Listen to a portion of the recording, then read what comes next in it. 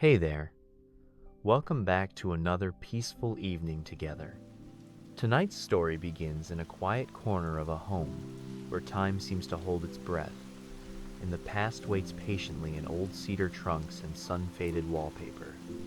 Margot is alone, but not lonely. She moves slowly these days, but her mind still wanders like it used to when she was 19, and the world felt like it was just about to begin. This evening, while searching for a box of winter scarves, she opens a trunk she hasn't touched in years. And there it is, a green sweater, faded, soft at the cuffs, still holding the faint scent of cedar and something older, something like autumn air, and a boy named Daniel. He gave it to her in the fall of year 1968. Or maybe she just borrowed it and never gave it back. Or maybe she just borrowed it and never gave it back. That part doesn't matter. What matters is how she wore it the night he said goodbye. How it held her during the train ride home. How it made her feel warm when everything else felt cold.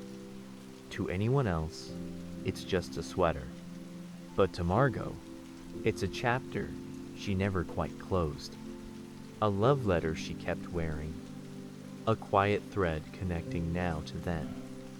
The fabric is thinner now, the elbows stretched. A tiny hole near the wrist where time threaded its own story. But she doesn't just smell cedar when she lifts it to her face.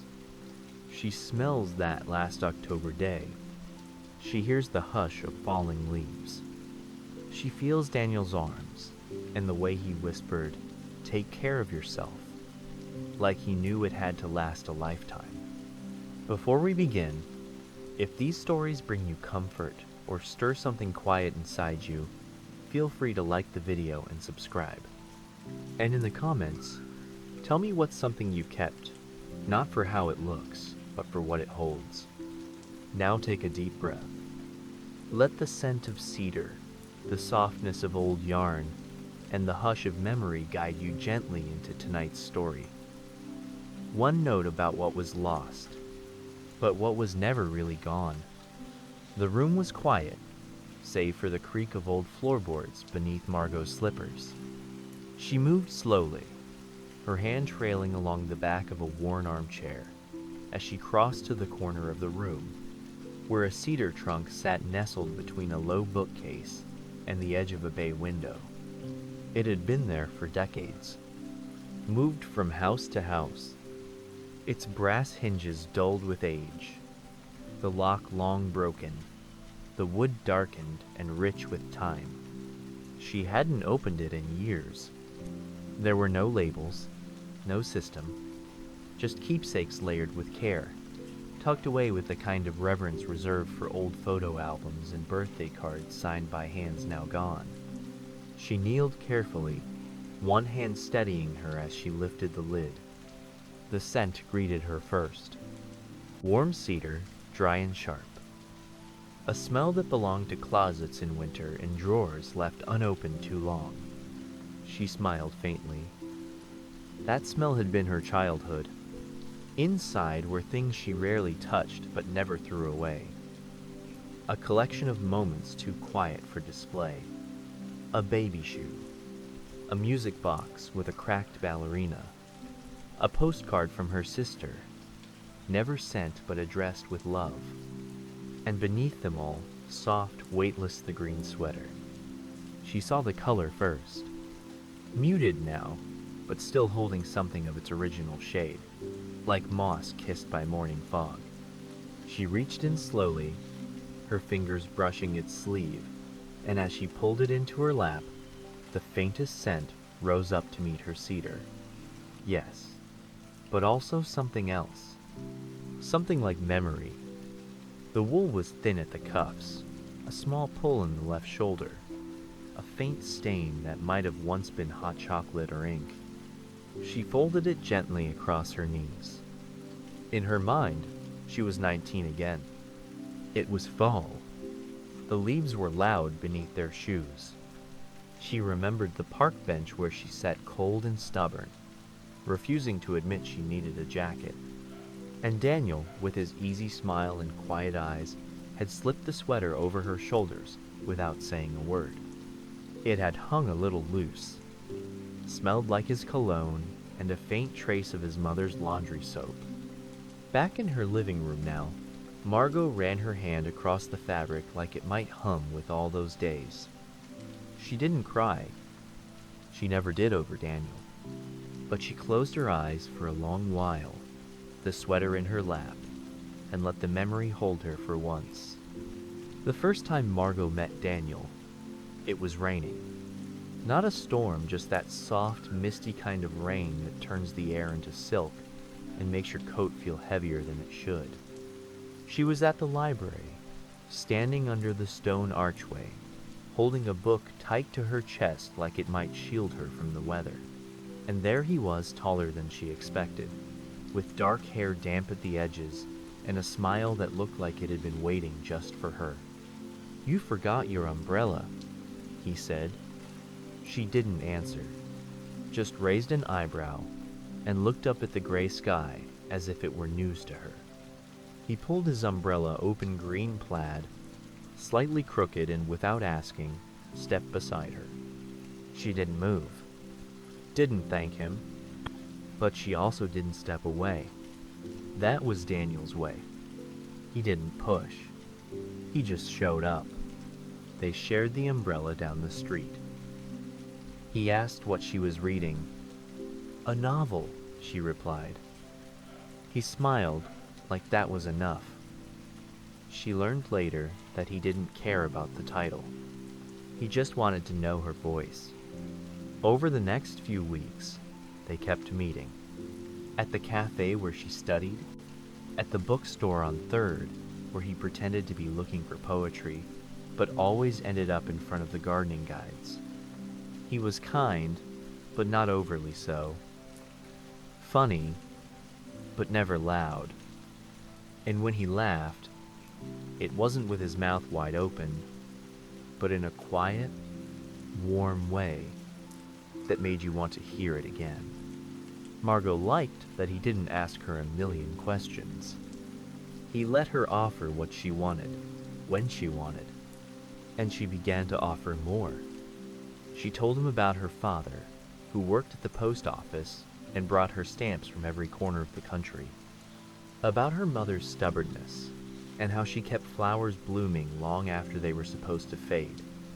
About how she never liked the color green until he stepped beside her in the rain.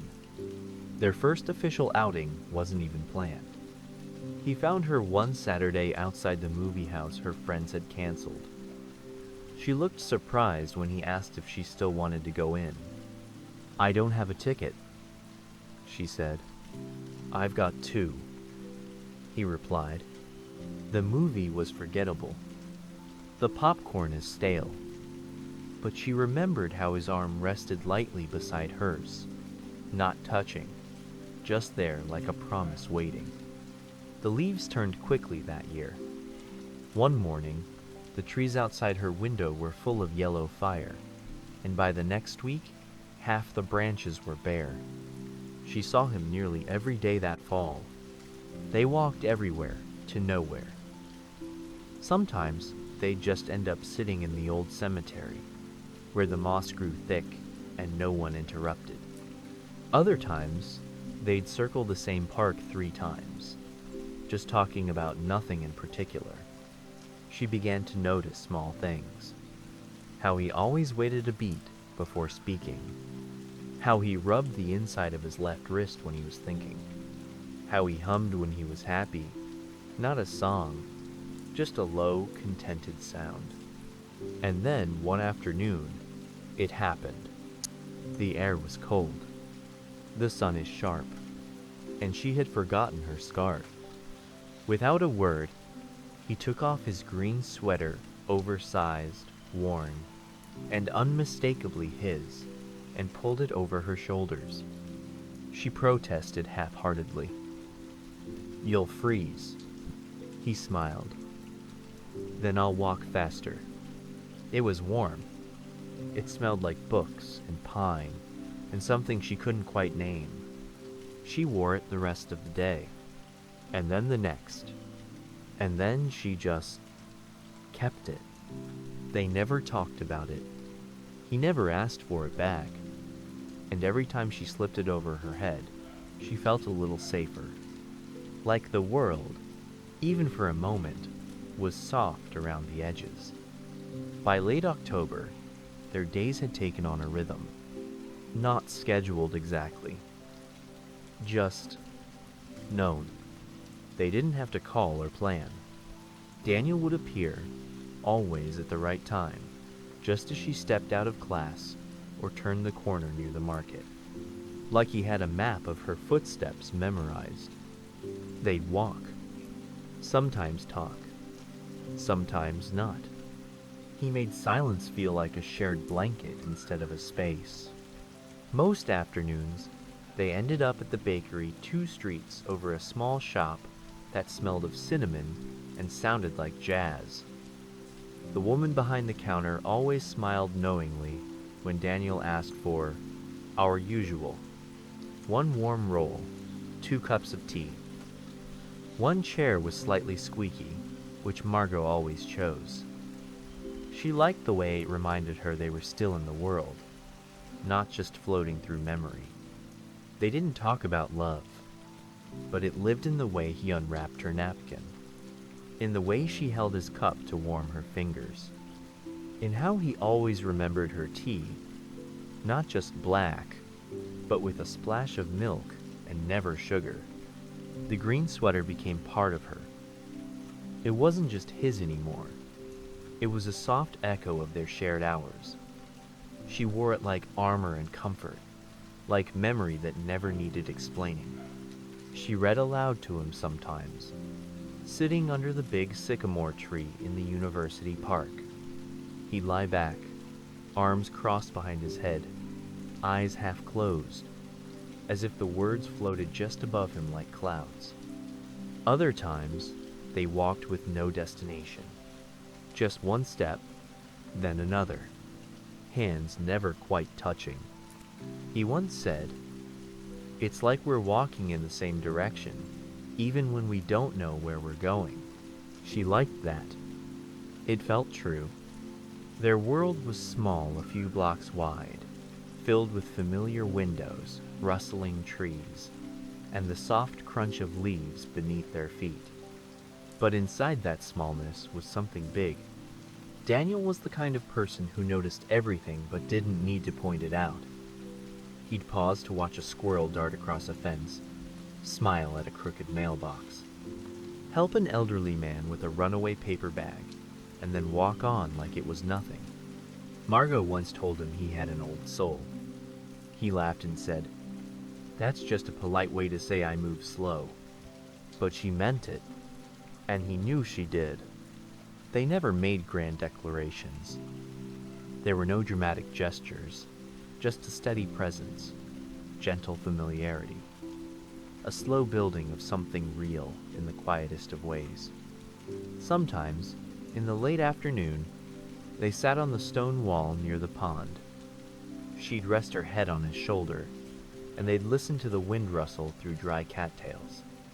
He'd trace circles on her sleeve without thinking.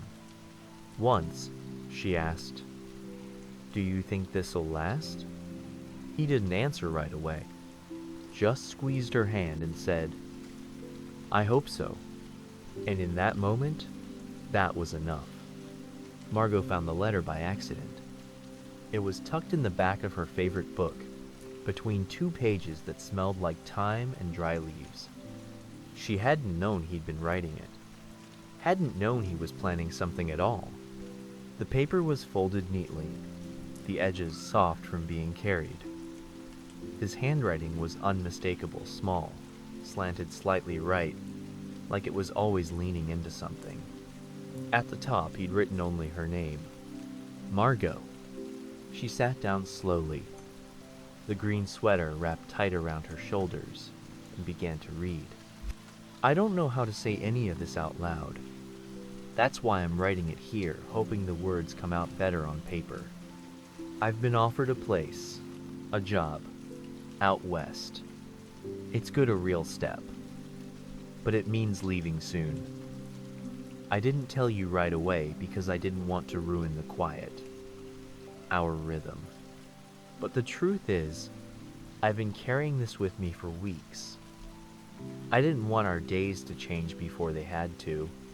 I've never met anyone like you. Not someone who sees the world the way you do. Soft, careful, kind. You make silence feel full. You make the small things matter.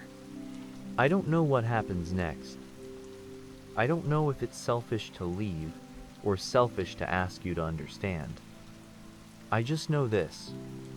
I've never felt more myself than when I'm with you. And whatever happens after this, you'll always be the girl in the green sweater, walking beside me in every version of my life. Yours, always Daniel. Her breath caught somewhere between her chest and throat. It wasn't a long letter. It didn't explain much. But it was enough. Enough to know that he had struggled. That he had loved her, even if the word never found its way to daylight. When she saw him later that day, she didn't mention the letter. He looked nervous, his hands in his pockets, shoulders drawn up like he was bracing for something. She simply said, "Do you want to go for a walk?" He nodded, and they set off down the same familiar path, the one lined with brittle leaves and bent fences. They didn't speak at first, not until they reached the bench by the creek, the one where she'd once laughed so hard she spilled her tea, the one where he'd once pulled a small acorn from his pocket and handed it to her like a jewel. She still kept that acorn in her jewelry box. "Why didn't you tell me?" she asked, quietly. He looked down at his shoes. "I wanted one more week," he said. "One more walk. One more everything." She nodded. She understood more than she wanted to. And then, almost as an afterthought, she asked, "When do you go?" "Monday."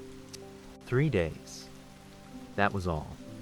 The sky above them was clear, but the air was cold.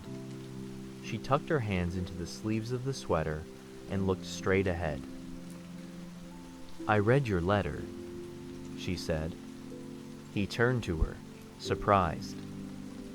"You did?" "It was in my book. You knew I'd find it. I hoped you would." There was a long pause.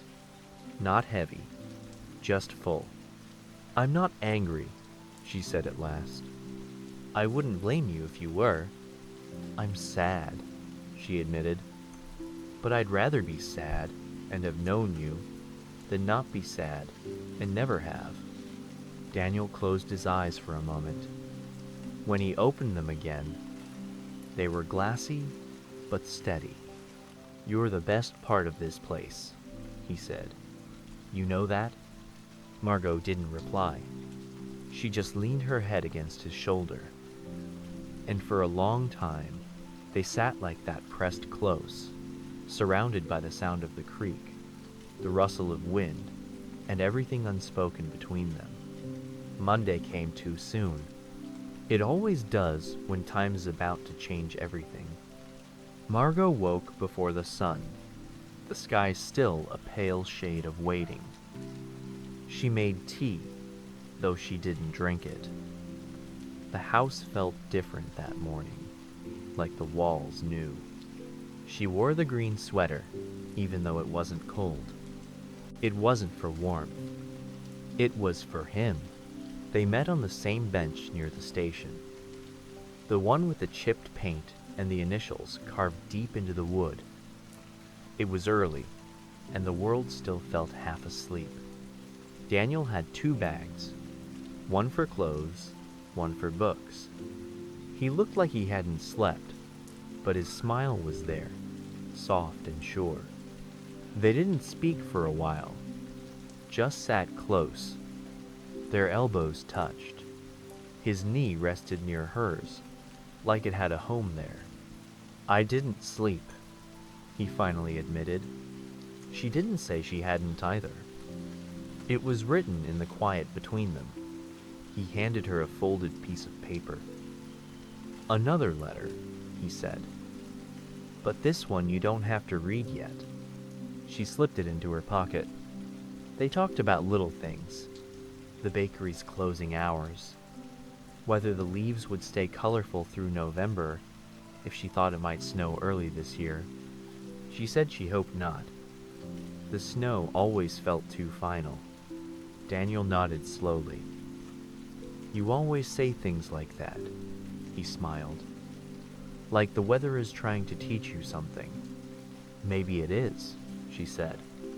They took a short walk along the path behind the station, the one lined with trees and soft gravel. They passed the small pond where they once fed ducks with stale bread, and talked about nothing. "I'll write," he said. "I know," she replied. They both knew letters couldn't replace presents, but they'd try anyway. He stopped walking first, turned to face her fully. "I don't know how to leave you." "Then don't," she whispered. "Just leave the place. I'll still be here." Daniel didn't speak. He leaned forward and pressed his forehead to hers, the bags falling from his hands, forgotten for a moment. "Will you think of me?" he asked. "Every time I wear this sweater," she said. She touched his face, ran her thumb over his cheekbone, memorized the texture of him. Not just his skin, but the way he stood, the way his eyes held her, the way his voice folded into her name. He stepped back when the second whistle blew. "It's time," he said. She nodded. They returned to the platform in silence. People moved around them, rushing, fumbling with tickets, children laughing or whining. But Margot didn't hear any of it. Just the sound of her own heartbeat and the soft shuffle of Daniel's shoes as he picked up his bags. She reached out, touched the strap on his shoulder, then his sleeve, then let her hand fall. "If I don't come back," he said quietly, "please know I wanted to." She nodded. "If you don't write," she said, "I'll know it wasn't because you forgot, just that it hurt too much to remember." He blinked hard, then leaned in one last time and kissed her temple. It was not a romantic kiss. It was not a desperate one. It was the kind of kiss people give when they know a part of them is staying behind. He turned, stepped onto the train, and just before the door closed, he looked back. She raised one hand, not waving, not gesturing, just holding it in the air like a promise that didn't need words. Then he was gone. The train pulled out slowly. Not loud, not dramatic, just real. When it disappeared from view, Margot sat down on the bench and let the morning stretch long around her. The sweater still smelled like him. She held it close and cried quietly, the way some people pray. Time did what it always does. It kept moving. But the sweater stayed. Not always worn, not always seen, but always there, folded neatly in a cedar trunk, shifted from one house to another, packed, unpacked, never discarded. Margot finished school. She worked at the bookstore down the lane, the one with uneven shelves and dust motes that danced in the morning light. She liked the quiet there, the predictability. She liked that she didn't have to explain why she still paused sometimes, thinking about someone who wasn't around to be missed out loud. Years passed. She met someone. Not Daniel. Someone kind. They built a good life, steady and safe. They raised 2 daughters, painted rooms, cooked Sunday meals, watered plants together. She never stopped loving the man she married. But love isn't a single box. And sometimes, when the house was quiet and the moon sat just right on the window pane, She'd open the trunk and lift the green sweater to her face. Not to cry, not to ache, just to remember. Daniel had become a part of her, not the main chapter, but a page she reread often with a kind of reverence. She received a letter once, years after that day at the station. No return address. Just his handwriting. Short, careful, grateful. He was okay. He was working with his hands, like he always said he would. Said he thought of her every time it rained. That was all. She smiled when she read it. Didn't need more. She didn't write back. It was enough to know he hadn't forgotten. Seasons spun like records on repeat. Her daughters grew, left, returned, left again. She gave away baby clothes, kitchenware, and books she promised to reread. But the sweater remained. Once, she almost gave it to charity. She'd held it above the box, her hands trembling. But something stopped her. Not sentiment, not guilt. Memory, the kind that doesn't fade, the kind you fold and refold with care. In her later years, she moved into a smaller place. No stairs, fewer rooms, more windows. She brought only what mattered. The cedar trunk came too. Inside, the sweater softer now, a little thinner, still green, still his, still hers. The light had shifted in the room. Late afternoon had turned golden, warm against the lace curtains. Margot sat on the edge of her bed, the sweater in her lap. Her fingers moved slowly, smoothing it once, then again, as if the fabric could still respond to touch. She didn't cry. She didn't need to. The ache had long ago softened into something sweeter. Some memories are sharp, sudden they sting, but others? They wrap around you like old wool. Familiar, worn, a little faded, but safe. She held the sweater to her chest and closed her eyes. And there he was. Not young, not old, just as she remembered him in the fall of '68. His soft voice, that half smile, the way he waited before speaking, as if the silence might offer something better. "I kept it," she whispered, like he might still hear her. "I kept it because I never wanted to forget." The sweater was warm from her hands. She thought of all the things it had seen. A train pulling away, years of closets and boxes, the quiet moments when she reached for it without even realizing why. Outside, the wind stirred the trees. A few leaves brushed against the window, like fingers tracing the past. She folded the sweater slowly, pressed it to her lips, then stood and placed it back in the trunk, nestled between old books and letters, not hidden, but held. Before she closed the lid, she paused. Then, with a soft smile, she whispered, "I'll see you again." Not as a promise, not as a wish, just the truth. Because some people, some loves, never really leave. They live in a scent, a sweater, a moment of light through a curtain, and maybe that's what time is. Not a line we move along, but a circle we come home to, again and again. So maybe it wasn't just a sweater. Maybe it was a piece of time stitched with laughter, folded with care, and worn through years of remembering. We don't always hold on to things because we need them. Sometimes we hold on because they remind us we were once held. Margot never needed to tell the world about Daniel. She only needed to know that what they shared was real, because it stayed with her, in silence, in cedar, in soft green yarn that never unraveled. If this story brought you a moment of quiet, of warmth, of something familiar, I'd love for you to like the video and subscribe to the channel. And in the comments, tell me what small item have you kept, not for its price, but for the place it still holds in your heart. Until next time, sleep gently, and may your dreams carry you somewhere soft, where memory waits with open arms.